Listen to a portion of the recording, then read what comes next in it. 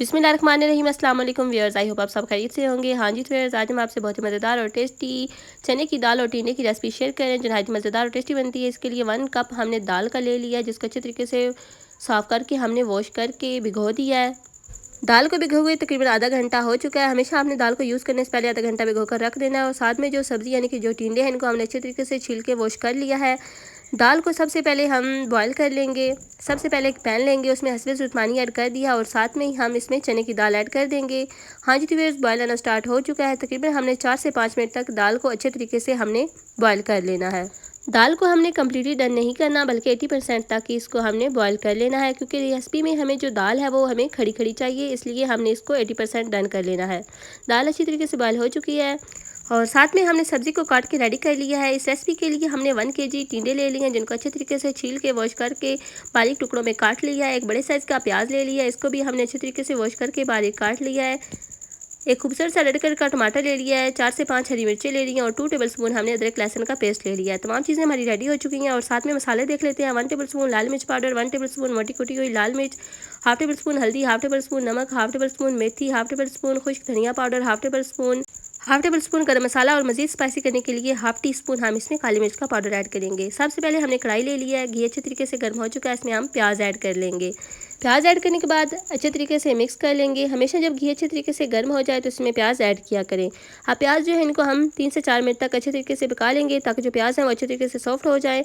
हाँ जी तो प्याज हमारे अच्छे तरीके से सॉफ्ट हो चुके हैं। अब इसमें मसाले ऐड करेंगे। मसाले आप अपने टेस्ट के मुताबिक कम या ज़्यादा ऐड कर सकते हैं। मसाले ऐड करने के बाद थोड़ा सा हमने पानी ऐड किया, ताकि जो मसाले ऐड किए हैं वो जले ना।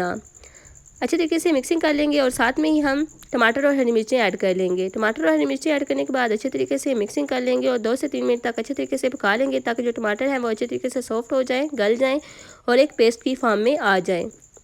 हाँ जी व्यूअर्स, इसके बाद हम इसमें अदरक और लहसुन का पेस्ट ऐड कर लेंगे। अदरक लहसुन का पेस्ट ऐड करने के बाद अच्छे तरीके से मिक्स कर लेंगे और 2 मिनट तक भुनाई कर लेंगे। और अब हम इसमें टींडे ऐड कर लेंगे। टींडे ऐड करने के बाद अच्छे तरीके से मिक्सिंग कर लेंगे और तकरीबन 2 से 3 मिनट तक इसकी भुनाई कर लेंगे। ढक्कन लगा देंगे और 2 से 3 मिनट तक भुनाई कर लेंगे।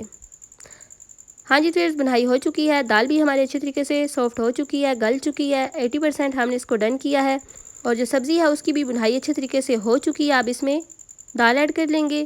पहले सब्ज़ी को अच्छे तरीके से मिक्स कर लेंगे और फिर इसके बाद इसमें दाल ऐड करेंगे। हम बहुत ही इजी मेथड से आपको ये रेसिपी बनाना सिखा रहे हैं। नहायत ही सिंपल रेसिपी है। इसमें ना तो टीनों को अलग से फ्राई करने की ज़रूरत है और ना ही इनको बॉयल करने की ज़रूरत है। नहायत ही क्विक एंड इजी रेसिपी है। बहुत ही सिंपल मेथड से हम आपको ये रेसिपी बनाना सिखा रहे हैं। अगर आप हमारे बताए मेथड के मुताबिक रेसिपी बनाएंगे तो इंशाल्लाह बहुत ही मज़ेदार और टेस्टी बनेगी और सभी को बहुत ज़्यादा पसंद आएगी।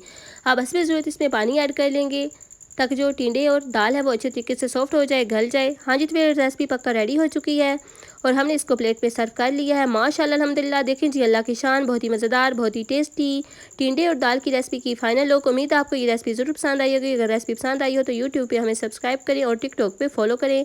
तो इसी के साथ मिलते हैं नेक्स्ट वीडियो में। दुआओं में याद रखिएगा। तब तक के लिए अल्लाह हाफिज़।